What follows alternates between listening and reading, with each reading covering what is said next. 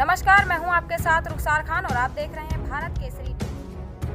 विद्या की देवी मां सरस्वती की पूजा अर्चना के अवसर पर विकासखंड के विभिन्न हिस्सों में बृहस्पतिवार को सांस्कृतिक कार्यक्रमों का आयोजन हुआ।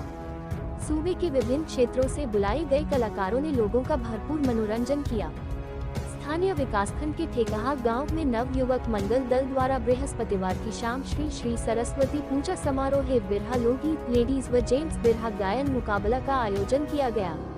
कार्यक्रम में मुख्य अतिथि के रूप में मातृभूमि सेवा ट्रस्ट के अध्यक्ष संजय कुमार सिंह उपस्थित रहे।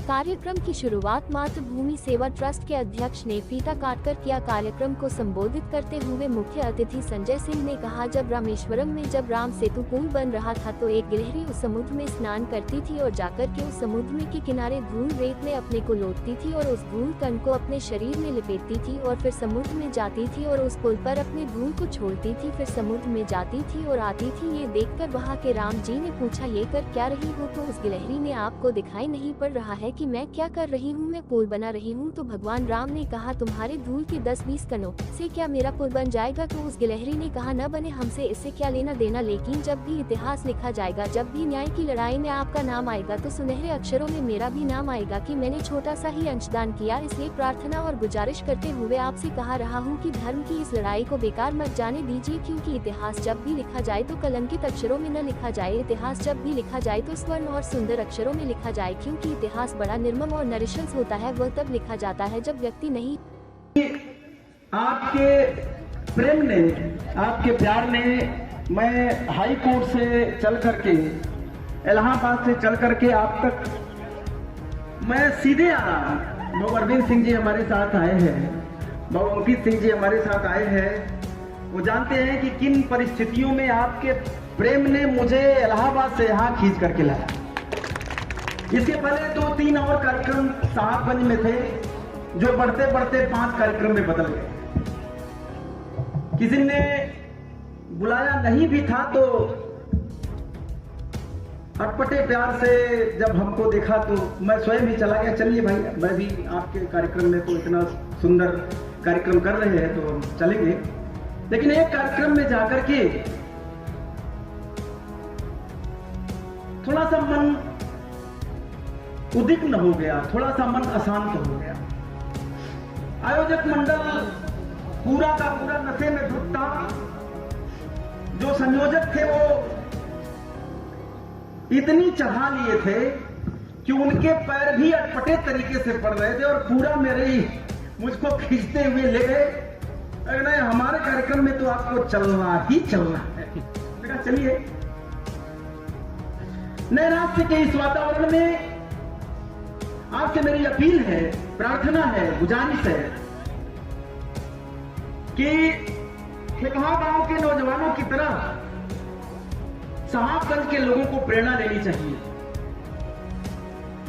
जिस तरीके से ठेकहा गांव के अभी आकर के इतना सुंदर, इतना अपने छोटे में ही इतना मनोहारी दृश्य, सारे युवा लड़के, कहीं भी कोई, मैंने आज किसी को नहीं देखा कि कोई लड़खड़ा रहा है या कोई कुछ ऐसा हो रहा है।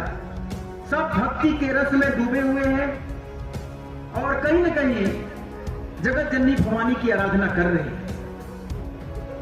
एक सवाल आता है, कुछ लोग आज हमसे चर्चा कर रहे थे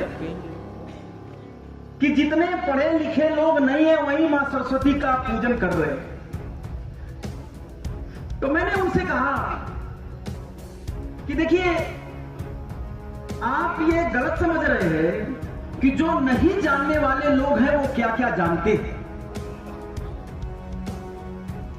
हमारे यहां का एक भी अक्षर पढ़ा हुआ व्यक्ति नहीं होता है जो विश्वकर्मा समाज का, लेकिन कितना सुंदर कलाकृति बना लेता है।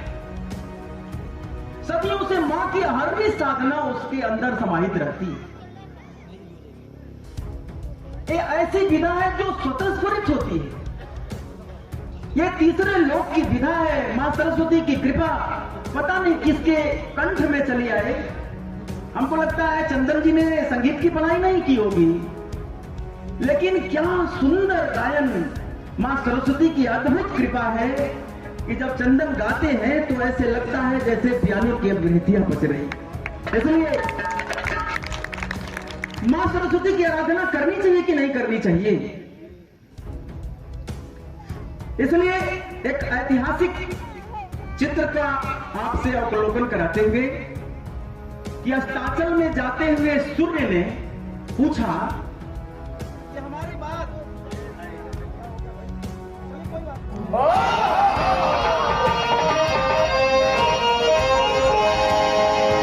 हे जग जननी जगत के मतारी,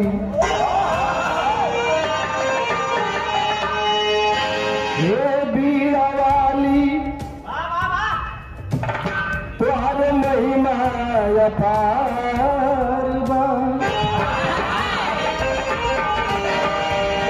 महफिल सजल बाटे सब लोग जुटल बाटे,